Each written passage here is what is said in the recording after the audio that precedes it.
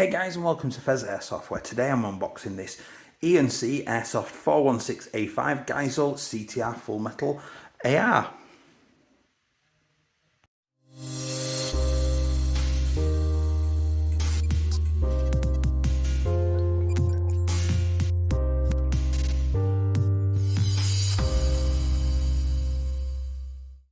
Hey guys, and welcome back. If you do enjoy this content today, please do consider liking, commenting and subscribing.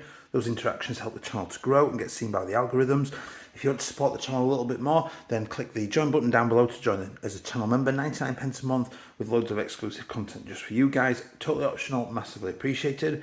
Pheas merch is now live and available from the link on the Linktree link down below. And if you use that same link, you'll be taken to all of my socials, including my Discord. So come along and join in. So we've got this E&C then, 416A5 Geissele or Geissele. I'm going to stick with Geissele. I'm pretty sure it's Geissele. Please do let me know in the comments below what the correct saying is for that. So we picked this up from DEFCON. It was on offer at the time at around £230, £240 in the UK. So this is a fairly plain black box just with the E&C branding all over it, and I am pretty excited after doing the Patriot. Many thanks to Andy. This one is brought to me courtesy of Casual Cookie on my Discord, so a massive shout out to him for letting me unbox this for him. I really appreciate it. So I'll make sure you get a patch and some stickers or something. So inside we've got my receipt for it, or the receipt for it even. We've got an instruction book, which is not the exact right one. The lid is closing in on me, but it's near enough that the operating stuff is all the same about how to deal with it all. So absolutely fine with that. We've then got a rather nice spiffing little poster of for all of the variants that they're doing and even more variants. So that's a lot of variants that they've got on there. Get that out of the way. We've got our usual foam, nice and soft, and there she is. That's a pretty damn nice looking piece of kit, is that? So we've got in here some accessory rails that are specific to this. It does look like M-LOK, but it's not entirely M-LOK. I believe from what I've seen online, I think you can modify M-LOK to go with it, but basically these specific style of rails are what are needed to go on here, and they fit with the specific mounting. So there are 3 rails in there, as well as all of the little screws as well. So as part of the dressing up, I'll put at least one of those on just to show what it looks like at the end, because I do like doing the dress up time for the guns. Next we've got, I don't even know what that is. Oh wait, is that a winding key? But that's a winding key. We'll come back to that in a minute. So we've then got a metal high cap in the top with a base plate that's solidly in the way. It is a winding key that's dropped on the floor. Okay, so winding key. So the only way to wind your mag is with the winding key. Okay, we'll come back to that.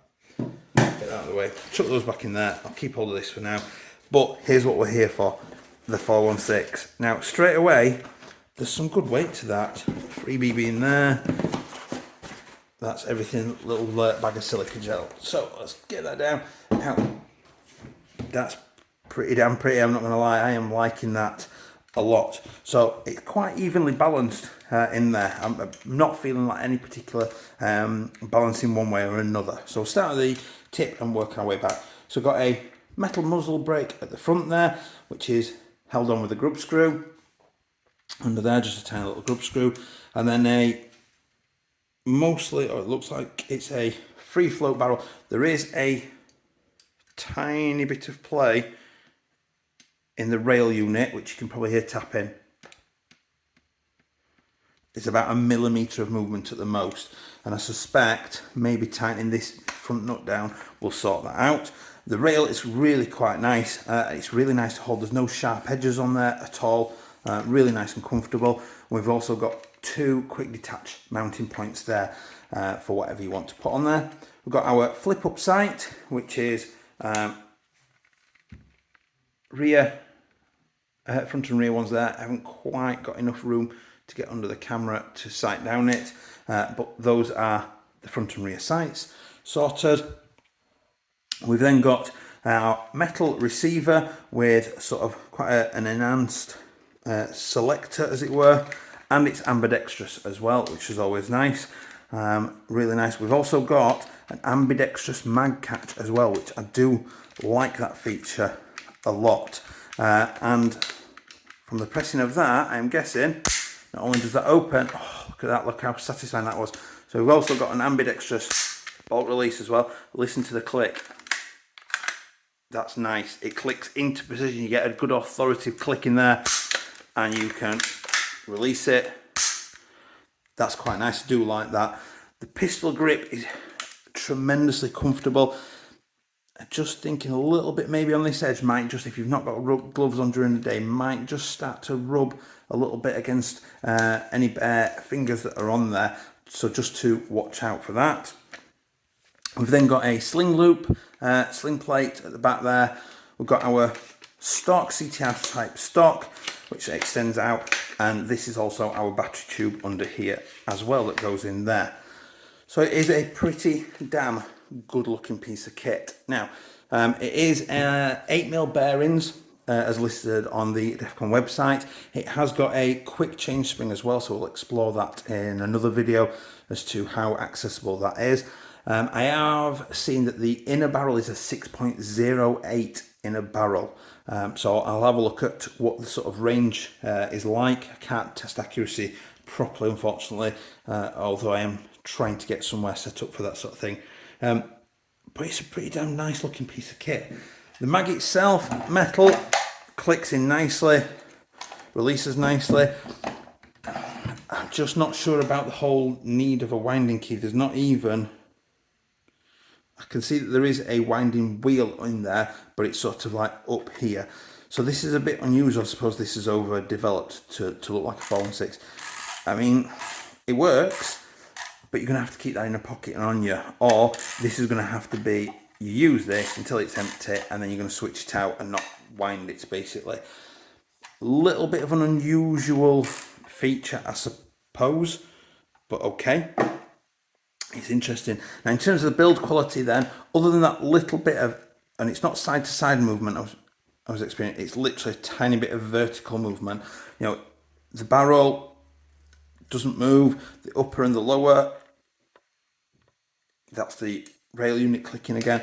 The stock is side to side movement, which we see often with this sort of stock. I have seen that you can just put a layer of like electrical tape, or depending on how snug you want it, maybe even a piece of duct tape on there, on here, just to shore it up and stop that movement side to side, and that should at least quieten it down, if not stop the movement as well. Some really nice features on there, even just convenience in terms of being able to, obviously ambidextrous selector, ambidextrous bolt release, ambidextrous mag catch. And then obviously we've got a rotary style hop in here, which is easily accessed because we don't have to hold the charging handle open. We can just access it, adjust, and then off we go. So really, really nice looking piece of kit. So I'm going to go and do the rate of fire check, range and everything, and then we'll come back and we'll see where we're up to.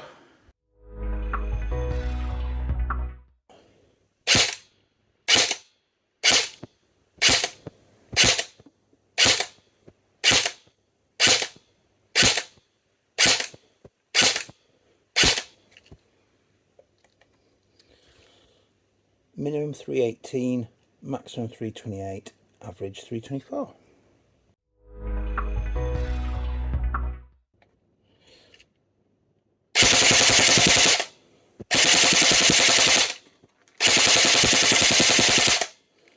Just over 10.5 rounds a second.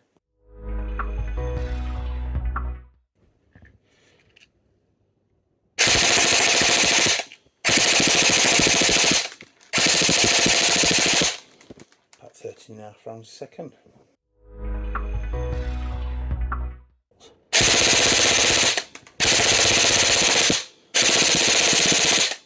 About just over 15.5 16.5 rounds a second.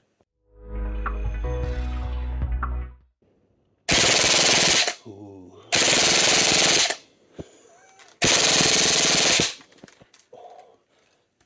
Just over 20 rounds a second.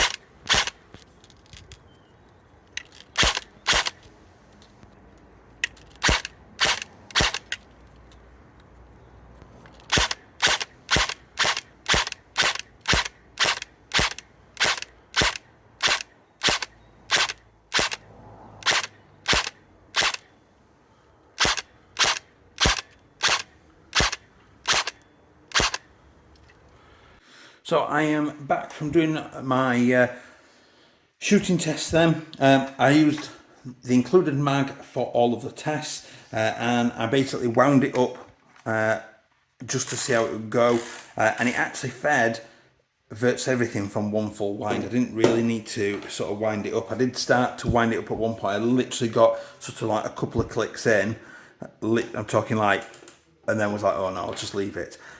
So when I'd finished the shooting test, that had been full and it had verts emptied nearly everything out of that and was still feeding absolutely perfect. So in terms of range then, range well over 40 metres. I'm sort of going to say about 45 plus metres. I was quite happy. A little bit of a spread though, particularly at the end of its range. So just something to be aware of. Wasn't quite as accurate as I would have hoped for, but that 6.08 obviously is going to give you that sort of spread at the end. So in terms of rate of fire then, we're out of a 7.4 volt, the typical 7.4 volt that I use, we're getting about 10.7, just over 10.5 rounds a second. Nothing overly exciting, but obviously fairly standard for this sort of price range, I suppose, and a lot of things are to about that level with a 7.4. 8.4, we had the typical jump up, so we jumped up to like 13, just below 13.5 rounds a second. Again, just chugging along quite nicely, sound quite happy on it. 9.6 was really starting to come into its own then, getting like 15.5 rounds a second. It sounded really quite happy with that and just really sort of powering along. Again, typically I wouldn't say NIMs are the best choice because of the milliamp capacity, which is like how long they're going to last through a day, that your typically a LiPo would last you longer. Plus we'll discuss batteries in a minute. And then 11.1 is where it really came to life. That sort of 20 rounds a second just made me happy. It just sounded happy. That ticking over just really powered through it really nicely. So I was happy with that. In terms of the Chrono then, so we're looking at a minimum of 318 FPS, maximum of 328 FPS, and an average of about 324, and that's with 0.2 gram BBs with no hop on. Again, perfect for UK limits on that one. So we'll move on to gloved operation next, and then we'll have a look at the batteries.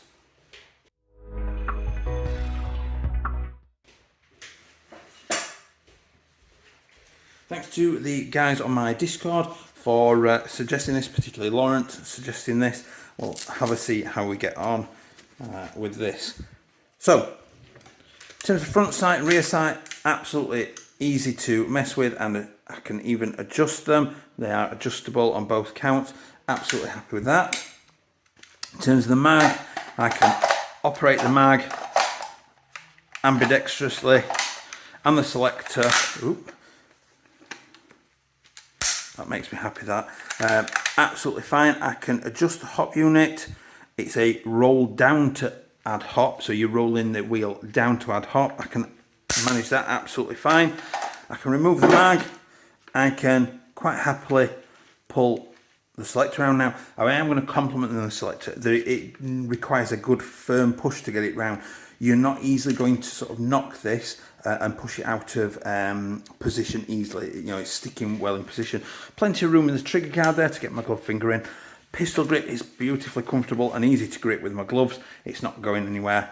On the stock, I can definitely do and adjust without any problem whatsoever. So I am happy with that. Now what I'm going to do is I'm going to grab a flathead screwdriver so that we can do the batteries, because this is a little bit of a pain. So I've got my flathead. Now I don't know if there is a better way to do this, and if there is, if somebody wants to drop me a link down in the comments, please do so. So you extend it. I'm going to click this out of the way a little bit. Now that doesn't on its own move things far enough out, so I'm going to have to get a screwdriver in there. This is the only way I could think of doing it. Careful not to damage anything too much, and then basically pry it down to free the stock, which is not ideal. That is certainly not something that you're going to be able to do mid-fire fight. That's going to be a bit of a pain. Next thing is it is wired to a mini Tamiya, which leads me to my next problem with it. Now, I don't know if you can see that, hopefully you can see that. That right there, on this red wire, where's the focus, there we go. That is the terminal coming out. And as you can see there, it is not all the way into the thing. So what I've found is that the mini Tamiya has to literally be pushed in like that at an angle, sitting basically at a 90-degree angle, because the first battery I put on the 7.4 for the Chrono and rate of fire, I wasn't getting a connection on. So that is just something out of the box. That's how mine has come. I'm not saying that, you know, that's a negative. It's just something to watch out for. That if yours doesn't fire out of the box, that potentially is why. So the battery then, that's how you get into the battery tube. So let me grab my batteries.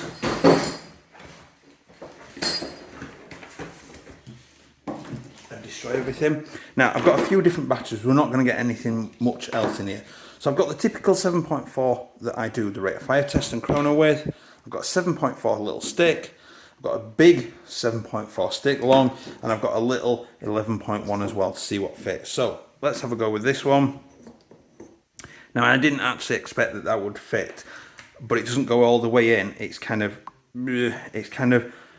not sticking, but sort of like it's rubbing on the sides, and it gets a little bit wider here. So if I was going to run that, I'd have to run it like that and not fully collapse the stock. I'm going to have to sort of sit it about this position so that it doesn't damage anything, which some of you run the stocks out anyway. Absolutely fine. I run mine quite close. Well, I run mine fully collapsed in. So that's the new Pro 7.4 2200. So next I've got an 8 fowls, 1200 7.4. I will link to this one as well. That goes in all the way easily, and it leaves nearly an inch of room left over, so you could probably, with a little bit of manipulation, that would deems it probably be easier, just because they're a bit less long, shorter than these. And again, possibly might not want to fully collapse the stock, but most of the way down there, so that's going to fit quite easily. We've then got the 1200, which is going to stick out by a couple of inches, and then the wiring. It's not horrific though, particularly if you're not going to run your stock fully collapsed. You might want to sort of, you know, fully extended. You might want to sort of get that. That's going to match with sort of position 4 of 6 stock positions. And then last but not least, we've got this a little 11.1. Now, hopefully, it has gone in and it's left a good over an inch of room to not only connect the wiring but put it in as well. So bizarrely, the one that I'd probably want to run it on the most, a little bit catchy there. That's just this lip here at the side was a little bit sort of rubbing on the bottom of the stock tube.